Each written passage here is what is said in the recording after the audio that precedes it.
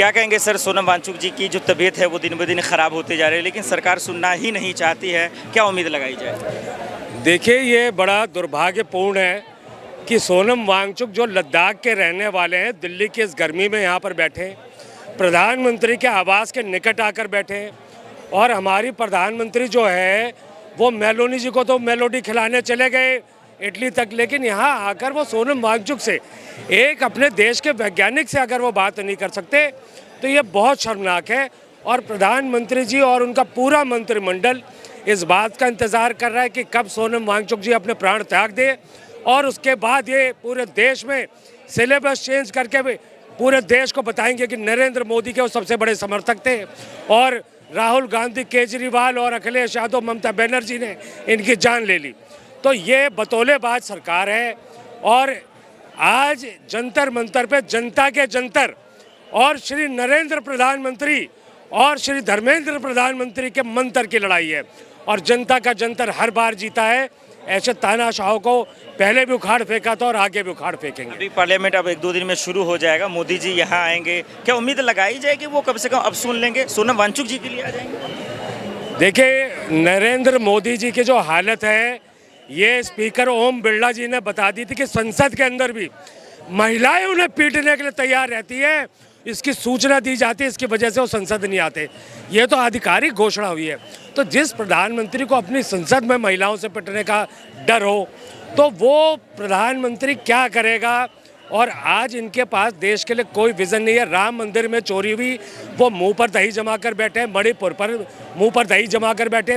रोज Donald Trump इनकी इज्जत उतारता है और बताता है कि सीज फायर मैंने कराया और ट्रेड के चक्कर में ये हुआ, लेकिन इनके पास कोई जवाब नहीं है। आज रशिया और ईरान का तेल छोड़कर वेनेजुएला का तेल वो खरीदते। मैं पूरे देश को बताना चाहता हूँ कि इस देश का आज की डेट में जो शोषित और जिसका दमन हुआ है, वो कॉकरोच हमारा प्रधानमंत्री खुद है, जिसकी विश्व में कहीं आवाज़ नहीं निकल रही, तो इसलिए वो अपना सारा फ्रस्ट्रेशन हमारे ऊपर उतार रहा है। तो आपसे, जब आप लोगों से बात करता हूँ, आपके परिवार से बात करता हूँ, तो लगता है कि हजार समस्या है, लेकिन जब मोदी जी, मोदी के मंत्री, उनके नेताओं को सुनता हूँ तो लगता है कि जैसे देश तो एकदम लंदन जैसा बनता चला जाता है। कन्फ्यूजन कैसे? आज देश में बस आप SIR हटा दीजिए, ये एक प्रधानी का चुनाव नहीं जीतने वाले। आज चुनाव आयोग से संबंधित कानूनों में जो बदलाव हुए, उसका कोई जवाब नहीं। पूरे देश में ये घुसपैठिया हर चुनाव में कह रहे हैं। आज तक संसद में बताया नहीं कि देश में कितने घुसपैठिया आए, आज तक सरकार ने कितने पकड़े। उत्तर प्रदेश पुलिस तो मशीन लेकर घूमती है कि आज ये घुसपैठिया पकड़ने की, पहचानने की मशीन है। तो ये नाली की गैस से जो चाय बनाती, यही देखिए बच्चा जो है उसी के बारे में बता रहा है। ये बच्चा आपको बताएगा कि बादलों में कहते हैं जी रडार नाकाम हो जाता है।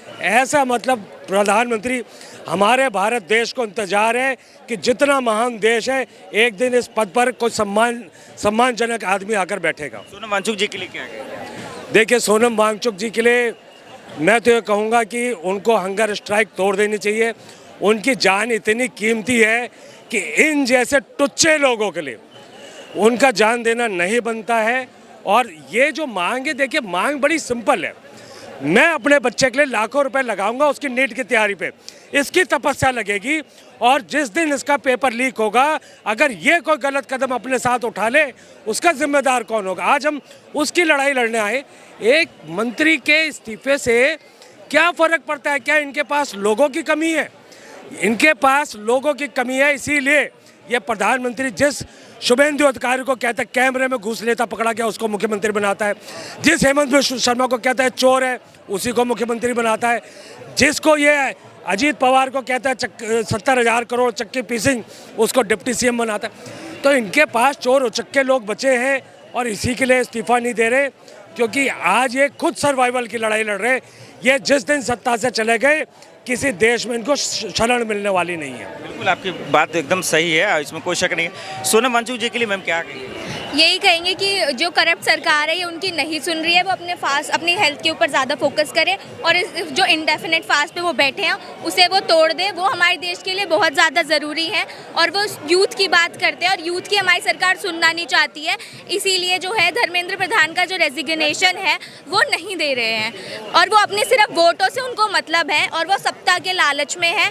अगर धर्मेंद्र प्रधान रेजिग्नेशन दे देगा तो उनकी ओडिशा में पॉलिटिक्स खराब हो जाएगी और पॉलिटिक्स की वजह से वो उनका रेजिग्नेशन जो है नहीं दिलवा रहे हैं। आखिरी सवाल, आखिर किस बात का गुरूर घमंड है सरकार को जो आखिर बात करना ही नहीं चाहती?